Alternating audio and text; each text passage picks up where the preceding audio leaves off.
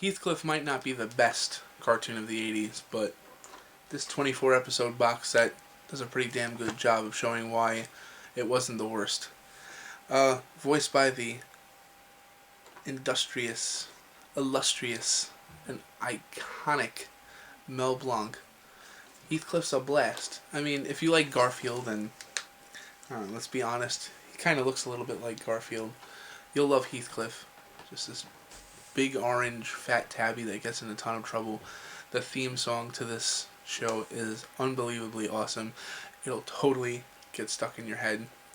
It'll just take you back to 1984 when it first came out, and you'll feel like a little kid again as Heathcliff gets in all sorts of trouble. The episodes have aged very, very well.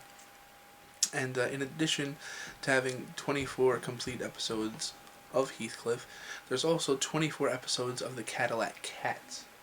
Okay? If you guys don't remember the Cadillac Cats, it's basically the tale of Riff Raff, who is a small cat, and his hot girlfriend, Cleo, and his gang of Hector, Mungo, and Wordsworth, and they get into trouble the same way Heathcliff does, and it's just a lot of fun.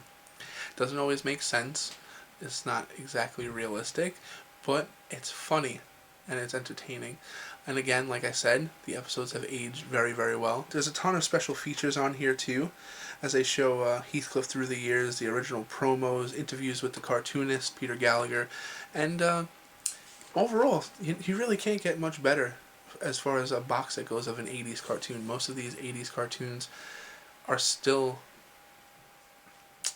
they haven't aged nearly as well as they should have. And Shout Factory, the company that actually produced this DVD, has produced tons of DVDs of 80s shows that haven't aged properly, such as the Super Mario Super Show, for instance, which is an 80s cartoon which is a disaster to watch. But again, Heathcliff is just something that's a lot of fun.